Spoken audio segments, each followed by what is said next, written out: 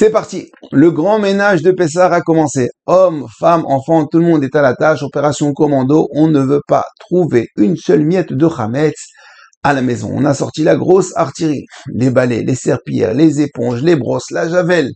On va se mettre à quatre pattes s'il faut dans les armoires, les placards, sous le canapé, la cuisine, la salle de bain, les chambres. On ne veut pas de chametz à la maison. Nekuda. Bon, alors sinon est ainsi pour le chametz matériel, c'est-à-dire tout ce qui est à base de levure et de levain, couscous, pâtes, gâteaux, bisli, gaufrettes.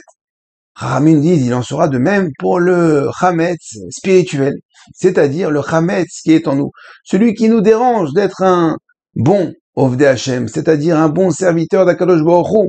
Ça c'est Ben Adam Lamakom, mais aussi Ben Adam Lechavero, avec notre conjoint, nos enfants, nos parents, nos collègues, nos employés, nos voisins. Il y a des mauvaises minotes qui dérangent, c'est-à-dire impatience, colère, tristesse. Et oui, il faut savoir sourire, être détendu, rester souple, rabotaille.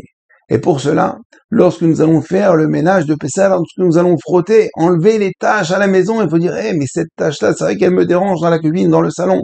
On va faire la peinture. Eh ben, il en est pareil dans un intérieur de nous. Pessah, c'est le moment de faire une introspection, de savoir qui nous sommes. Qu'est-ce qui nous dérange pour être un meilleur serviteur d'Akadosh Baruch Hu? En effet, Rabotai, toute la sortie d'Égypte n'avait qu'un seul but, celui de recevoir la Torah. Alors techniquement, on aurait dû recevoir la Torah tout de suite après la sortie d'Égypte. Mais Akadosh Baruch Hu a jugé que les Bnei Israël n'étaient pas aptes, puisque après 210 ans d'esclavage, il y avait trop de tâches, trop de traces de la civilisation égyptienne. Ils ont vécu comme des esclaves, ils n'étaient pas encore construits. C'est pour ça que tout de suite, après la sortie d'Égypte, le deuxième soir de Pessah, nous allons commencer à compter le Homer, 49 jours pour recevoir la Torah le 50e jour, justement pour nous construire. Les Bnei Israël avaient atteint en Égypte les 49 degrés de Touma, et il n'était pas possible de recevoir une Torah, la Torah Kedusha, dans cet état.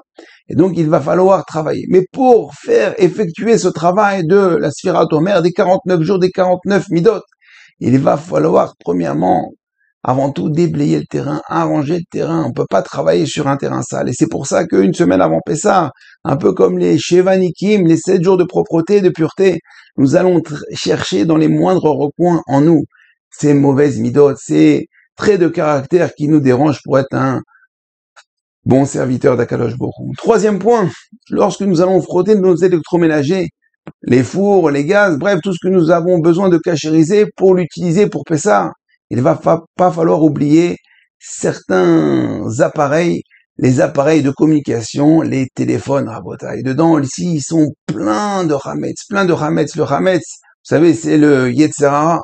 Et donc, certaines applications, le rov des applications, la majorité des applications sont un vrai chametz. Ces réseaux sociaux.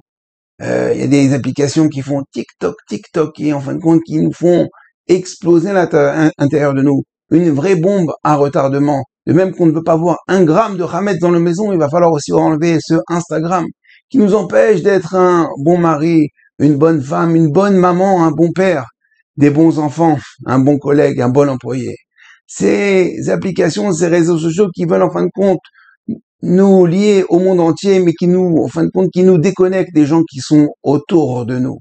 Bref, vous avez compris, on va pas les passer un par un, mais il va falloir faire le tri. Ça veut dire, voilà, Pessah, j'enlève le chametz, j'enlève tout ce qui dérange. Et bien aussi dans mon téléphone, je vais commencer à faire le tri. Ceux des abonnés de certains groupes WhatsApp qui n'ont rien à voir en fin de compte avec ma vie, je ne sais même pas pourquoi je suis inscrit. Mais à cause d'eux, eh ben j'écoute du Lashon Hara, j'écris du Lashon Hara.